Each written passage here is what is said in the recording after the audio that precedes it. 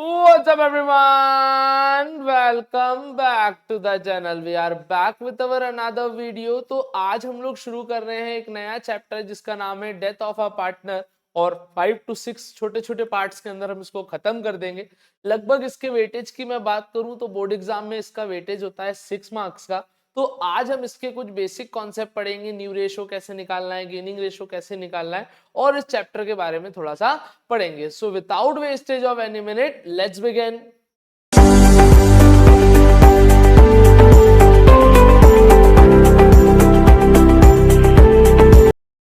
तो अब हम बात कर रहे थे डेथ चैप्टर की। तो on death of a partner, partnership comes to an end but the firm में continue its business with the remaining partner. सीधी सी बात है, जब किसी पार्टनर की पार्टनरशिप फर्म के अंदर डेथ हो जाए तो यहाँ पर जो पार्टनरशिप है वो खत्म होती है और एक नई पार्टनरशिप की क्या होती है, शुरुआत होती है कि जो पुराने रिमेनिंग पार्टनर है वो बिजनेस को क्या करते हैं बच्चों, कंटिन्यू करते हैं। तो यहाँ ध्यान से हम लोग समझते हैं एक एग्जाम्पल के थ्रू। सबसे पहले हमारा चैप्टर आ रहा है डेथ ऑफ अ पार्टनर, तो हम हेडिंग डाल लेते हैं डेथ ऑफ अ पार्टनर। ध्यान से देखेंगे, ये चैप्टर बहुत इजी भी है और बहुत अच्छा मुझे इसलिए लगता है क्योंकि अगर आपने डेथ ऑफ अ पार्टनर पढ़ने से पहले रिटायरमेंट अच्छे से पढ़ लिया है तो लगभग 70 to 80% जो चीजें हैं वो बच्चों क्या है, बिल्कुल सेम है। तो यहाँ पर सबसे पहले अपन एक कॉन्सेप्ट से समझे तो एक्स वाई जेड पार्टनर है, एक्स वाई जेड पार्टनर है, इनका प्रॉफिट शेयरिंग रेशियो अपन ले लेते हैं 3:2:1। लेट अस सपोज y की क्या हो जाती है, डेथ हो जाती है। y की क्या हो जाती है बेटा, y डाइड, y की डेथ हो जाती है। कब हो जाती है, मान लीजिए 1 जुलाई 2023 को इसकी क्या हो जाती है बच्चों, डेथ हो जाती है। तो यहाँ पर जिस पार्टनर की डेथ हो जाती है इसको हम बोलते हैं डिसीज्ड पार्टनर। क्या बोलते हैं बच्चों, डिसीज्ड पार्टनर। जिस पार्टनर की डेथ हो जाती है उसको हम क्या वर्ड से बोलते हैं, डिसीज पार्टनर के नाम से बुलाते हैं। इसी के साथ साथ इसको आप बोल सकते हो सेक्रीफाइसिंग पार्टनर। क्या बोल सकते हो, सेक्रीफाइसिंग पार्टनर। अब यहाँ पर जो एक्स और जेड हैं, जो बचे हुए पार्टनर हैं, इनको हम बोलते हैं रिमेनिंग पार्टनर्स। क्या बोलते हैं बच्चों, रिमेनिंग पार्टनर। या फिर हम इसको बोल सकते हैं गेनिंग पार्टनर। क्या बोल सकते हैं, गेनिंग पार्टनर। या फिर इसको हम बोल सकते हैं कंटिन्यूइंग पार्टनर, क्योंकि ये फर्दर बिजनेस को क्या करते हैं, कंटिन्यू करते हैं। या फिर हम इसको बोल देते क्योंकि ये जिंदा सरवाइव कर गए तो इसको बोल देंगे सर्वाइविंग पार्टनर। क्या बोल देंगे इसको, सर्वाइविंग पार्टनर। तो यहाँ पर इसको कई सारे नामों से हम क्या करते हैं, बुलाते हैं। किस किस नाम से बुलवा सकते हैं, इसको हम बोल सकते हैं रिमेनिंग पार्टनर, इसको हम बोल सकते हैं गेनिंग पार्टनर, इसको हम बोल सकते हैं कंटिन्यूइंग पार्टनर। अब यहाँ पर ध्यान रखना है, सबसे इंपॉर्टेंट चीज ये है कि रिटायरमेंट में क्या होता था कि अगर कोई पार्टनर साल के बीच में रिटायरमेंट लेना चाहता था तो जो पुराने पार्टनर उसको रोक लेते थे कि भैया एक काम करो, तुम अभी रिटायरमेंट मत लो, तुम 6 महीने बाद, जब भी जो टाइम पीरियड बचा है साल एंड होने में, उसके बाद क्या कर लेना, रिटायरमेंट ले लेना, ताकि हम क्या कर सकेंगे, उस समय हमारे फाइनेंशियल स्टेटमेंट मतलब फाइनल अकाउंट्स बना लेंगे और आपको आपका हिस्सा देके आप क्या हो जाना, रिटायर हो जाना। तो हम ऐसे उसको रोक लेते थे। लेकिन अगर मैं डेथ की बात करूं तो बेटा डेथ तो क्या है, अनसर्टन है, मुझे भी नहीं पता कल क्या होने वाला है। तो यहाँ पर जो वाई है उसकी डेथ हो जाती है 1 जुलाई 2023 को। और जो हमारा अकाउंटिंग पीरियड चलता है बेटा वो चालू होता है 1 अप्रैल को। 1 अप्रैल को चालू होता है और 31 मार्च को क्या होता है, खत्म होता है। तो यहाँ पर जितने समय तक, ध्यान से सुनना, मैं यहाँ पर एक पीरियड बना के समझाता हूँ आपको कि 1 अप्रैल अगर मैं इसी ईयर को लूं तो ये 2023 को चालू हुआ, खत्म होगा 31 मार्च 2024 को। इसकी डेथ कब हो गई बच्चों, 1 जुलाई को इसकी क्या हो गई है, डेथ हो गई है। तो जब तक ये बिजनेस के अंदर रहा है जब तक का इसको प्रॉफिट भी मिलेगा, मतलब इसके अंदर सीधी सी बात है, जब तक इसको जो सारी चीजें, सैलरी होगी, कमीशन होगी, ये जब तक के लिए इसको मिलेगी। तो मैं आपको ये भी आगे वाले आने वाले पार्ट्स में बता दूंगा कि कौन सी चीज टाइम बेसिस पे दी जाती है, कौन सी चीज एनुअल बेसिस पे दी जाती है। अगर हम यहाँ पर 2 मिनट के लिए समझे तो यहाँ पर अगर मैं बात करूं कि जितने समय तक ये बिजनेस के अंदर काम कर रहा है, जैसे 1 अप्रैल से 1 जुलाई तक 3 महीने तक ये जिंदा रहा, इसने काम किया, इस पीरियड को बोलते हैं इंटरवीनिंग पीरियड। क्या बोलते हैं बच्चों, इंटरवीनिंग पीरियड बोलते हैं। अब इसकी डेथ हो गई तो आप सब ने अगर बैंक में कभी अकाउंट खुलाया होगा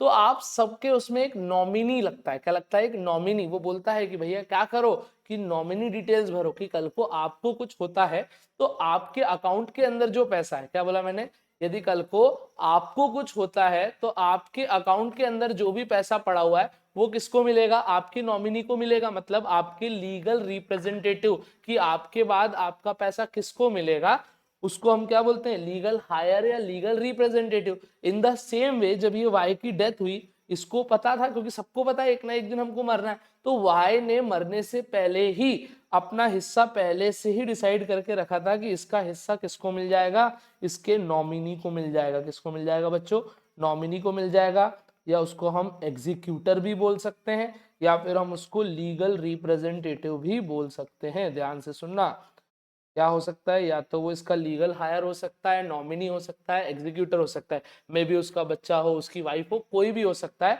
कि वाई के मरने के बाद उसका हिस्सा किसको मिल जाएगा, उसके नॉमिनी को मिल जाएगा। तो यहाँ पर ये चैप्टर हमारा पढ़ने का मेन मोटिव ही यही है कि उसके लीगल हायर को कितना पैसा हमको देना है, क्योंकि उसकी साल के बीच में क्या हो गई है, डेथ हो गई। अब अगर उसकी डेथ मान लो 30 जून को होती या 1 जुलाई को, अगर मंथ एंड में या किसी मंथ की शुरुआत में हो रही है, तो हम मंथ के अकॉर्डिंग क्या करेंगे, कैलकुलेशन कर लेंगे। लेकिन कभी उसकी डेथ मिड में हो जाए या किसी पर्टिकुलर डेट को हो जाए, तो वहां पर बच्चों जो कैलकुलेशन हम लोग करेंगे, वो कैलकुलेशन हम लोग करेंगे डेज के हिसाब से। मैं आपको बता देता हूं, जैसे फॉर एग्जांपल यहाँ उसने 3 महीने काम किया है, तो अगर हम 3 मंथ के हिसाब से करेंगे तो ये कितना हो जाएगा, 3/12, 3/12 के हिसाब से कैलकुलेशन करेंगे। लेकिन अगर उसकी डेथ, ध्यान से सुनना, मान लो 1 जुलाई की जगह 25 जून को हो जाती, तो फिर हम क्या करते हैं बच्चों, यहाँ पर कैलकुलेट करते हैं डेज। तो कैसे, जैसे फॉर एग्जांपल अप्रैल, पूरा अप्रैल उसने काम किया 30 दिन, फिर उसने मई काम किया, मई में कितने दिन काम किया, 31 दिन, फिर जून में कितने दिन, 25 दिन काम किया। तो ऐसे हम लोग क्या करते हैं, टोटल करते हैं, जैसे 30 प्लस 31 प्लस 25, तो ये लगभग आ गया 86 डेज। तो हम क्या करते हैं, 86/365, और अगर लीप ईयर है ध्यान रखना, तो कितना आ जाएगा, 366। तो हम बहुत लकी फील करेंगे यदि किसी क्वेश्चन में हमको मंथ की शुरुआत की तारीख या एंड दे दिया हो, तो हम मंथ के हिसाब से कैलकुलेट कर देंगे। अगर कहीं डेज आ गए तो फिर आपको डेज के हिसाब से कैलकुलेट करना है। लीप ईयर है तो 366 और नॉर्मल है तो 365 डेज अपॉन 365। अब अगर बात करें थोड़ा सा थ्योरेटिकल पार्ट की, तो the accounting process on death of a partner is same as retirement of a partner with some changes. देखो यहाँ पर जो रिटायरिंग पार्टनर, जो हमने रिटायरमेंट में करा था कि जो जो चीजें रिटायरिंग पार्टनर को मिल रही है, यहाँ पर लगभग कुछ चीजें क्या है, बिल्कुल सेम है, बस थोड़े से ही उसमें क्या है, चेंजेस है। जैसे वहां पर मैंने क्या बोला था, रिटायरमेंट वॉलंटरी होता है, इच्छा से होता है, तो यहाँ पर हम उसको रोक सकते थे। पर डेथ क्या है बेटा, एक अनफोर्सीन इवेंट है, हमको नहीं पता कब हमारी डेथ हो जाए, कैन नॉट बी प्लान। हम हमारी डेथ प्लान कर सकते हैं क्या, नहीं कर सकते। Where is retirement can be plan, हम हमारा रिटायरमेंट प्लान कर सकते हैं। तो यहाँ पर फिर हमको क्या करना पड़ता है, मंथ के हिसाब से, डेज के हिसाब से कैलकुलेशन करना पड़ता है। On death the amount due is paid to the legal heir और एग्जीक्यूटर, और जो भी डेथ, जिसकी डेथ होती है, उसके लीगल हायर को ही हम क्या करते हैं, पूरा अमाउंट क्या कर देते हैं, पे कर देते हैं। और इसी अमाउंट के कैलकुलेशन के लिए, for this particular amount calculation, हम लोग इस चैप्टर की क्या कर रहे हैं, स्टडी कर रहे हैं।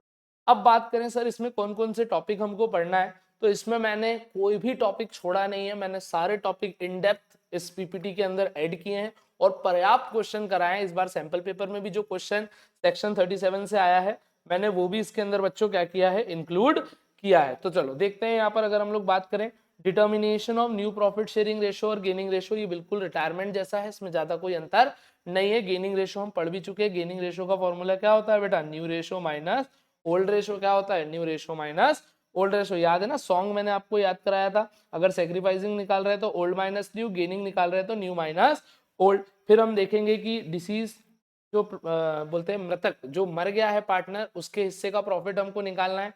फिर हम देखेंगे गुडविल का एडजस्टमेंट, फिर उसके डिसीज पार्टनर को कितना अमाउंट हम देने वाले हैं वो ड्यू करेंगे, मतलब डिसीज पार्टनर का कैपिटल अकाउंट, डिसीज पार्टनर का एग्जीक्यूटर का अकाउंट, फिर उसके एग्जीक्यूटर का लोन अकाउंट। तो देखो सबसे पहले डिसीज पार्टनर को जो भी हमारा ड्यू होगा अमाउंट, वो उसके एग्जीक्यूटर के अकाउंट में ट्रांसफर होता है। फिर एग्जीक्यूटर को हम क्या करते हैं, पे करते हैं। पे नहीं करते तो फिर उसके लोन अकाउंट में वो क्या हो जाता है, ट्रांसफर हो जाता है। फिर हम एक स्पेशल देखेंगे, section 37 of Indian partnership act 1932, एक स्पेशल केस देखेंगे। तो चलो आज की क्लास की हमारी हेडिंग स्टार्ट करते हैं, that is determination of new profit sharing ratio and gaining ratio. यहाँ पर हम लोग क्या करने वाले हैं बच्चों, कैलकुलेशन भी करेंगे। तो देखो determination of new profit sharing ratio और गेनिंग रेशो, न्यू रेशो या new profit sharing ratio is the ratio in which the remaining partner will share future profit and losses. New ratio क्या होता है कि जिसकी डेथ हो गई है उसको हटाने के बाद जो हमारे रिमेनिंग पार्टनर है वो फ्यूचर में किस रेशो में प्रॉफिट और लॉस बांटेंगे उसको हम क्या बोलते हैं, न्यू रेशो बोलते हैं। New profit share of remaining partner कैसे निकलेगा, तो जो उनका ओल्ड शेयर है उसमें आप जितना भी डिसीज पार्टनर से उनको मिल रहा है हिस्सा उसको क्या कर देना, प्लस कर देना, तो आपको न्यू शेयर मिल जाएगा। ये अभी अपन प्रैक्टिकली करेंगे भी। और सेक्रीफाइसिंग और गेनिंग क्या होता है, due to death of new due to death of a partner some of the remaining partner में गेन और सेक्रीफाइस। इसको सही कर लेंगे आप लोग। अगर किसी पार्टनर की क्या हो जाती है, डेथ हो जाती है, death of a partner, some of the remaining partner में गेन और सेक्रीफाइस। कुछ पार्टनर क्या करेंगे, गेन करेंगे, कुछ पार्टनर क्या करेंगे, सेक्रीफाइस करेंगे। तो चलो सबसे पहले हम स्टार्ट करते हैं क्वेश्चन नंबर 1 से। मैं इसको यही सॉल्व कर देता हूँ, ऐसी कोई दिक्कत नहीं है, नहीं तो हम हमारी कॉपी में अच्छे से नोट डाउन करके ही करते हैं। चलो तो हमारा क्वेश्चन नंबर 1 आ रहा है आज की क्लास का, ध्यान से देखेंगे आप लोग। तो क्वेश्चन नंबर 1 क्या है, ओम राम एंड शांति, तो यहाँ हम देख लेते हैं, Om Ram and Shanti are partner sharing profit in the ratio of 1/2, 1/2, 2/5 और 1/10। आई गेस यही है, हाँ, 1/2, 2/5 and 1/10। Find new profit sharing ratio of the remaining partner if Shanti died. देखो हमको क्या निकालना है, न्यू रेशियो निकालना है। क्या निकालना है, न्यू रेशियो निकालना है इफ शांति डाइड, शांति की क्या हो गई है, डेथ हो गई है। तो जल्दी से देखो मैं आपको एक सिंपल तरीका बताऊं। सबसे पहले तो इनके डिनोमिनेटर सेम नहीं है, हमको इनके डिनोमिनेटर सेम करने पड़ेंगे। ये हमने रिटायरमेंट में भी देखा था कि अगर इनके डिनोमिनेटर सेम नहीं है तो ये रेशो ही नहीं है। तो देखो सबसे पहले डिनोमिनेटर सेम करने के लिए ये 2 को मैं सबको 10 में बदलूंगा, 5 से मल्टीप्लाई नीचे भी और ऊपर भी, सेम इसको भी 10 में बदलेंगे, 2 से मल्टीप्लाई नीचे भी और ऊपर भी। तो ये तो 1/10 है ही। तो ये हो गया 5/10, ये हो गया 4/10 और ये हो गया 1/10। तो हमारा रेशो क्या आ गया, 5:4:1। तो जैसा मैंने आपको रिटायरमेंट में भी बताया था कि जो पार्टनर रिटायर हो रहा है उस पर हाथ रख दो, मतलब सीधी सी बात है, उसको थोड़ी देर के लिए यहाँ भूल जाओ, बचा हुआ रेशो क्या कहलाता है, आपका न्यू रेशो। लेकिन पेपर में भी हमको इसको प्रेजेंट करना पड़ेगा, तो इसको प्रेजेंट करने के लिए एक सिंपल तरीका मैं आपको यहाँ पर सिखा रहा हूँ। तो देखो कौन डाई हो रहा है, कौन मर रहा है, शांति, शांति की डेथ हो रही है बेटा। तो शांति की डेथ हो रही है, शांति का रेशो कितना है, 1/10। इस 1/10 को कौन बांटेगा, ओम और राम। किस रेशो में बांटेंगे, तो जो इनका बचा हुआ है, तो बचा हुआ कितना है, 5:4, जो इनका पुराना है ये इसको 5:4 में बांट लेंगे। ये मैं प्रेजेंटेशन का तरीका बता रहा हूँ। न्यू रेशो 5:4 ही आएगा, गेनिंग रेशो भी 5:4 आएगा। चलो करके देखते हैं ये बात सही है कि नहीं। तो इस 1/10 का ओम लेगा 5/9, इस 1/10 का राम लेगा 4/9, मतलब 5/90, 4/90। चलो तो यहाँ पर अपन देखते हैं, ये है हमारा ओम और ये है हमारा राम। तो ओम का पुराना हिस्सा कितना है, 5/10 और इसका कितना है, 4/10। प्लस कर देते हैं इसमें, इनको कितना कितना मिल रहा है, 5/90 प्लस कर देते हैं 4/90। इसको अगर अपन सॉल्व करें तो 10 और 90 का एलसीएम अगर अपन निकाले तो ये 90 आ गया। 10 के टेबल में 9 टाइम्स में, तो 9 5 जा 45 प्लस 5 दैट इज 50/90। इसको भी सेम एलसीएम लेंगे तो 90 आ गया। 10 के टेबल में 9 टाइम्स में 9 4 जा 36 प्लस 4, तो दैट इज 40/90। तो ये आ गया 50:40। 10 के टेबल से कट शॉर्ट करेंगे तो ये आ गया 5:4। जस्ट ये हमको पेपर में प्रेजेंट कैसे करना है वो हमको देखना था। कोई दिक्कत परेशानी बच्चों यहाँ पर? आई होप आपको पहला क्वेश्चन समझ में आया होगा। अब चलते हैं क्वेश्चन नंबर 2 की तरफ। क्वेश्चन नंबर 2 बहुत ही इजी है, देखते हैं क्या है। Keshav, Nirmal and Pankaj are partner sharing profit and losses in the ratio 5:3:2। Pankaj died and his share taken by Keshav. अब देखो पंकज की डेथ हो गई और पूरा हिस्सा किसने ले लिया है, केशव ने। Calculate new profit sharing ratio of Keshav and Nirmal. आपको न्यू रेशियो निकालना है। चलो क्वेश्चन नंबर 2 करते हैं। तो क्वेश्चन नंबर 2 की अगर हम लोग बात करें तो कौन कौन पार्टनर है, तो हमारे पास पार्टनर है केशव, निर्मल और पंकज। बहुत ही छोटे और इजी क्वेश्चन है बच्चों। आगे देखें तो इनका रेशो है 5:3:2, 5:3:2। किसकी डेथ हो गई, पंकज की, और उसका पूरा हिस्सा किसने लिया है, केशव ने लिया है। किसने लिया है, केशव ने लिया है। चलो करते। तो पंकज की डेथ हो गई है तो पंकज का हिस्सा कितना है, इसको साइड में लिख देते हैं। पंकज डायड, पंकज की डेथ हुई और इसका हिस्सा कितना है, तो देखो 5/10, 3/10, 2/10, तो इसका हिस्सा कितना है 2/10। तो अगर हम देखें जिसकी डेथ हो रही है उसको हटा देते हैं, तो केशव, एक सेकेंड कलर चेंज करेंगे, केशव, और बचा कौन है, निर्मल। ध्यान से देखो पूरा हिस्सा किसने ले लिया है, ठीक है, his share taken by Keshav, तो केशव में प्लस कर दो 5/10 प्लस 2/10, और निर्मल की बात करें तो इसको कुछ मिला है क्या, नहीं, तो 3/10 प्लस 0, इसको कुछ भी नहीं मिला है। इसको सॉल्व करेंगे तो ये आ गया 7/10, क्योंकि दोनों के डिनोमिनेटर में 10 है, और इसको सॉल्व करेंगे तो ये कितना आ गया 3/10। तो न्यू रेशो कितना निकल के आ गया बच्चों, 7:3। और यही अगर हम बात करें तो ये हमारा क्या निकल के आ गया है, न्यू रेशो निकल कर आ गया है। आगे बढ़ते हैं, अगला आता है क्वेश्चन नंबर 3। क्वेश्चन नंबर 3 क्या है, ABC पार्टनर है, प्रॉफिट शेयरिंग रेशो है 4:3:2। चलो इसको करते हैं, क्वेश्चन नंबर हमारा आ रहा है 3। क्वेश्चन नंबर 3, ABC पार्टनर है, शेयरिंग प्रॉफिट है 4:3:2, प्रॉफिट शेयरिंग रेशो कितना है 4:3:2। किसकी डेथ हो गई, ए की डेथ हो गई है, बी और C will share future profit in the ratio 2:1, मतलब हमको फ्यूचर प्रॉफिट न्यू रेशो भी दिया है, आपको डिटरमाइन करना है गेनिंग रेशो, आपको क्या निकालना है, गेनिंग रेशो। तो यहाँ पर किसकी डेथ हो गई है, ए की डेथ हो गई है, और ये इनका ओल्ड है, और इनका हमको न्यू क्या दिया हुआ है, बी और सी का 2:1 दिया है, हमको निकालना है गेनिंग रेशो। चलो सॉल्व कर लेते हैं।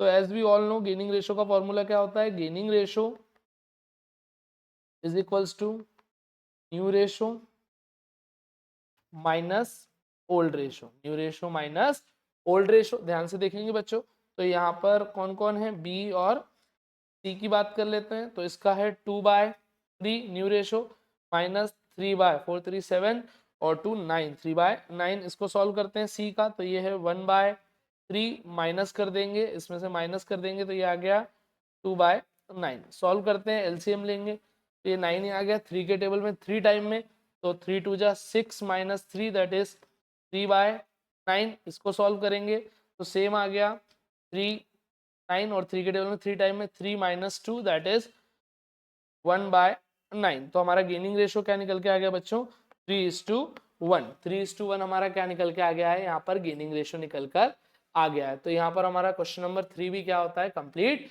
होता है। अब आगे बढ़ते हैं हम क्वेश्चन नंबर 4 की तरफ, जो आज की क्लास का हमारा अंतिम क्वेश्चन है। तो हमारा क्वेश्चन नंबर 4 की तरफ हम लोग आगे बढ़ते हैं। तो हमारा क्वेश्चन नंबर 4 क्या है, ध्यान से देखेंगे, WXYZ पार्टनर। अब इसमें दो पार्ट हैं, चलो पहला पार्ट करते हैं, और सेकंड पार्ट मेरे भी इसका थोड़ा सा टफ है, टफ नहीं है, उसमें थोड़ा सा एक लॉजिक लगाना है, समझेंगे उसको भी। तो हमारा क्वेश्चन नंबर आ रहा है 4।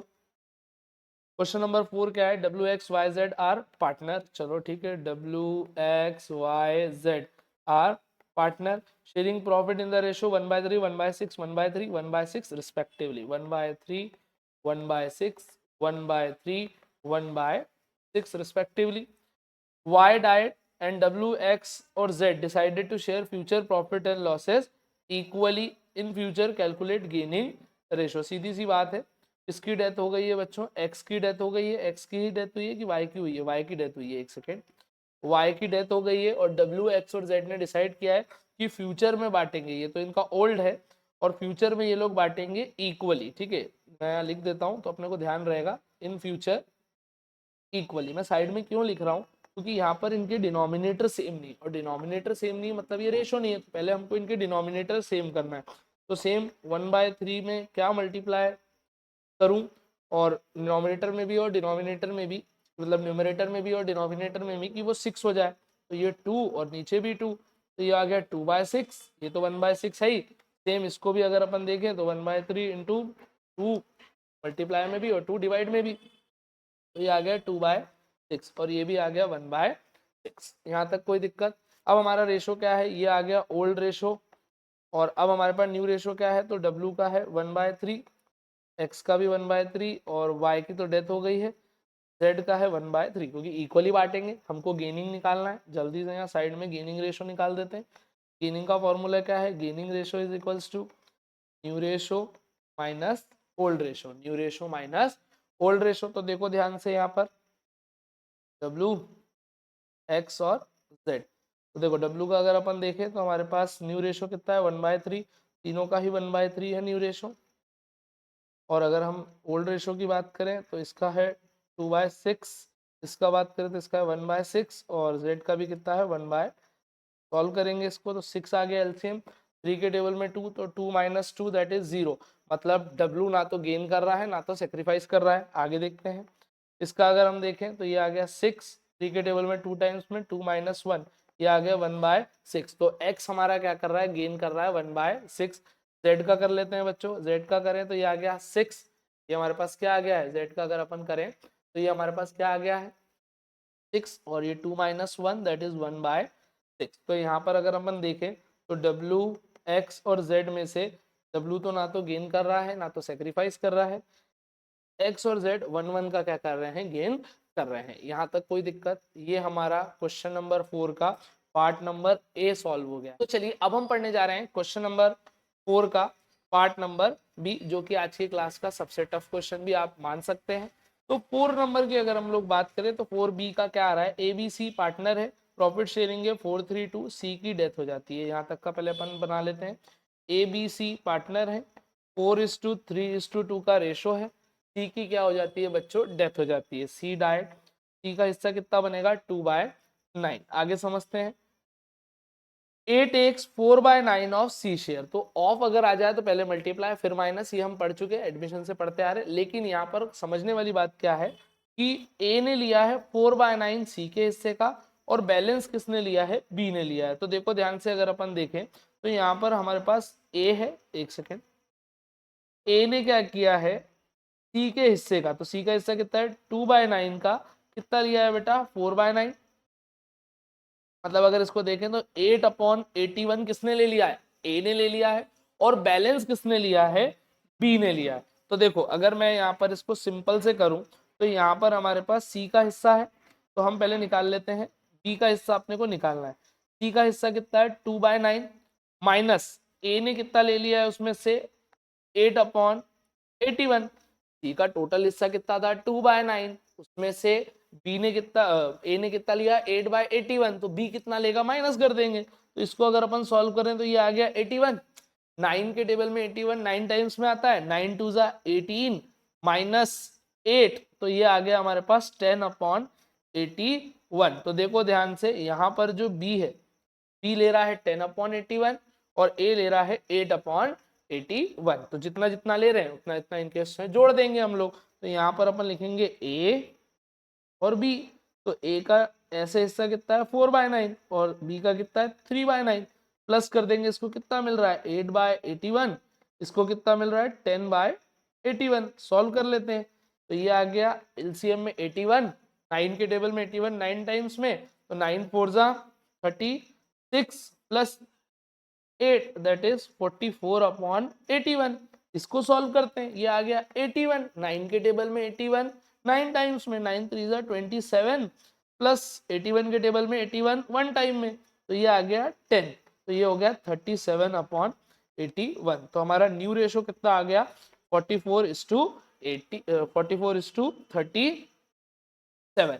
ये हमारा क्या निकल के आ गया है बच्चों, न्यू रेशो निकल कर आ गया है। अब यहाँ पर हमको गेनिंग रेशो निकालना है। हालांकि गेनिंग रेशो भी हम निकाल सकते हैं, ट्रिक है, लेकिन हम अच्छे से ही निकालेंगे। तो यहाँ पर देखो, तो गेनिंग रेशो का फॉर्मूला क्या होता है, new ratio minus old ratio. चाहे तो आप होमवर्क में निकाल सकते हैं, यहाँ पर देखो, यहाँ पर अपन निकाल ही लेते हैं।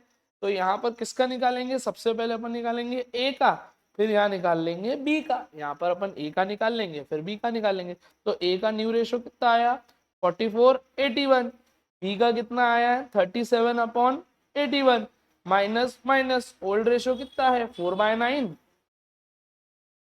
3/9, यही है 4/9 3/9। सॉल्व कर लेते हैं तो एलसीएम आ गया 81, 81 44 माइनस 9 के टेबल में 81 9 टाइम्स में, 9 4 36, तो कितना आ गया 8/81। मेरे को कोई चीज समझानी है इसलिए मैं पूरा सॉल्व कर रहा हूँ। ध्यान से देखो, ये आ गया 81, 81 के टेबल में 1 टाइम में दैट इज 37 माइनस 9 3 27, तो ये आ गया 10/81। सर ये तो अभी अपन ने यहाँ ऊपर भी निकाल दिया। तो बेटा जितना जितना इनको मिल रहा है उतना उतना ही तो ये लोग गेन कर रहे हैं, यही मुझे आपको समझाना था। इसलिए यहाँ पर कभी 1 मार्क्स में ऐसा क्वेश्चन आता है कि गेनिंग रेशियो निकालो, तो जितना जितना पुराने पार्टनरों को मिल रहा है उतना उतना ही वो लोग क्या कर रहे हैं, गेन कर रहे हैं। आई होप आपको यहाँ पर ये वाला टॉपिक बहुत अच्छे से समझ में आया होगा। तो इसका आप चाहें तो स्क्रीनशॉट ले सकते हैं। ये हमारा क्वेश्चन नंबर 4 भी कंप्लीट होता है। तो यहाँ पर हमारा डेथ ऑफ अ पार्टनर का पार्ट 1 कंप्लीट होता है। आपको कोई भी डाउट आए आप कमेंट सेक्शन के अंदर क्या कर सकते हो, पूछ सकते हो। सो ऐसे ही पढ़ते रहो, लिखते रहो, अपने माता पिता का नाम रोशन करते रहो। Till then guys, keep working hard and make your parents proud. Thanks a lot.